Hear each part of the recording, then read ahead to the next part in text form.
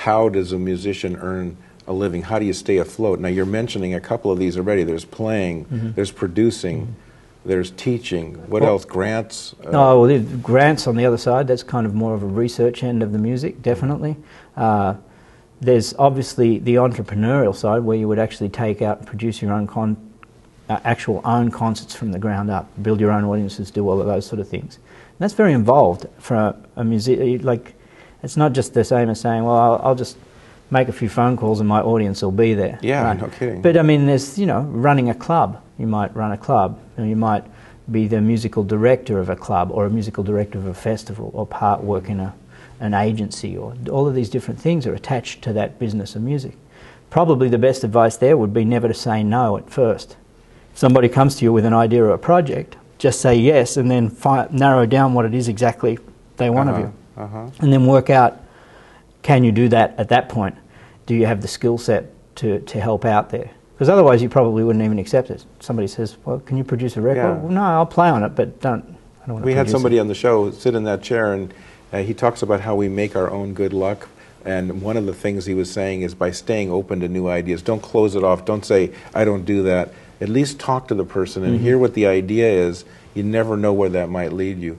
What I was going to ask you, though, is there are some musicians, just like everywhere else in the world, who are extremely quiet and don't seem gregarious to do Facebook and lead classes and get grants. Now, do they supplement their income through teaching, like tutoring, or whatever it's called, having students, like one-on-one, because they're a little less... I'm trying to think of the different ways you can piece together Well, I mean, income. it's a gigging mentality. You're trying to piece together incomes from lots of little things at that level. And, you know, some people are better at that than the other. I watched Steve McQueen talk about that part of his life in films, and he talks about the hustle. It's all a hustle. But that's part of what that part of the music business is. There's lots of little local stores that you can teach at, and you know there's Oh yeah, that's another one. There's lots of avenues for their education. I mean, you can literally, if you have records, people chase you down for lessons. I mean, they'll fly across the country depending on what you want for lessons. It doesn't, these kind of things happen, but it's all part of a fabric, a very broad-based fabric of what great musicians do to supplement their income in many ways. So let's talk about just general tips for success, or tips, advice you'd give people that are, maybe there's some young people out there thinking, I might be one a musician. What would you try to impart to them? And maybe even slightly older people, but... Well, I'd say get the practice done first. I mean, Okay. get as much of it as you can done when you need to get it done, because once you hit the ground running, the idea of being able to log away hours to do your practice, that just doesn't exist the same way, you know. And I think that goes for all people as they go through college here or at high school. I mean, they've got more time probably in high school than they do in college, so yeah, to do these sort of things. So along the way, try and get the basic skills of mastery of music down and be diligent about that and very focused, because the thing you'll have to deal with later is the constant intrusion of other things, and you'll never get that same crop of time. So get the mastery phase done into your music. The next thing I would say is to really look at and model yourself on some strong mentors. And they're probably different for different things. I mean, I would be looking at a different mentor for music than I would necessarily be looking for in the business sense. I was lucky enough to actually mentor with Benny Carter, as you were saying before. Oh, yeah, wow. And Benny, he was a great musician, but he was actually a great businessman too.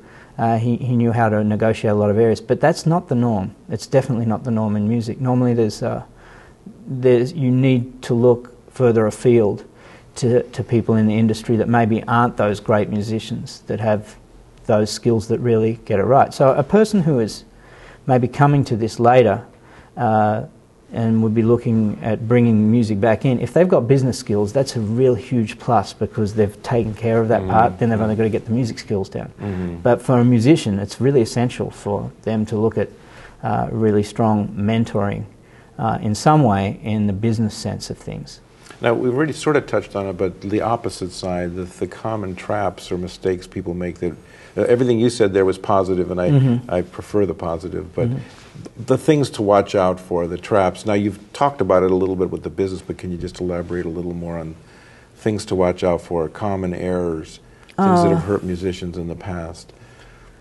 Well, I mean, I think a lot of people, look, you start off, one good thing to be along this is to be project-oriented, like you work on your projects and you achieve your goals. I mean, a musical project might be a band that you're working on, and you write the repertoire and you get all the music sorted out and all that sort of stuff.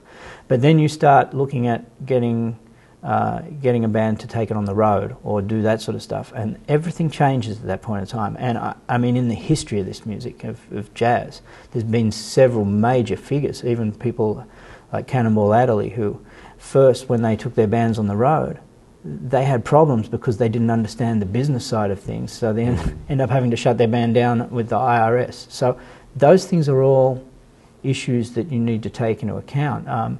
You can be naive about them, but eventually you might learn the hard way. And that's sizable. It's a learning curve for a lot of musicians. The other thing is that I think musicians tend to plateau. They find their niche, and that's where they are. And that's fine if the niche is up high enough that they can feel comfortable about things, but a lot of the times it's at a certain level and the rest of the world changes around it, but that level stays the same. So if they're not necessarily being up on current trends or working out where that is in the environment. Actually, you just hit on another question I want to ask you is trends. Mm-hmm. Is there anything you can see, a pattern to what's going on that is moving music in another direction that somebody has to watch out for from a career point of view? They're big questions. I think in the time that I've been in as a musician, I've noticed people moving from first vinyl records. The first record I ever made was in vinyl. The next one was early CDs, and it's like, now we download music. Mm-hmm. So people, every time they get nervous about that, they say, well, this is going to hurt the music industry. At the same time, there was live music was going the way of the dinosaur because we had all of these synthesizers and all of these things. So trends have moved around. There are definitely a lot more musicians around now vying for work, mm-hmm. But there probably were always a sizable amount. So you've got to work out how to negotiate that environment. Trends in music, the music that I play, keeps moving along and it keeps reinventing itself, and there's a lot of room for development in the music that I play, as there is in a lot of the musics. But along the way, sometimes it has to be packaged differently, even if the stuff is not necessarily changed in its music. Mm-hmm. So those are some things that I would think that often the packaging changes, but nothing else. But there's always room for creative growth. Well, I think so in certain musics, definitely. Yeah. And music like jazz, it's not really affected by trends in pop. That's product music, and jazz is a process music. So in terms of its process, you're constantly creating new and exciting things, and people get that if they're used to that. Maybe we could educate our audiences a little better and grow them a little differently, but I think the music itself is not a problem.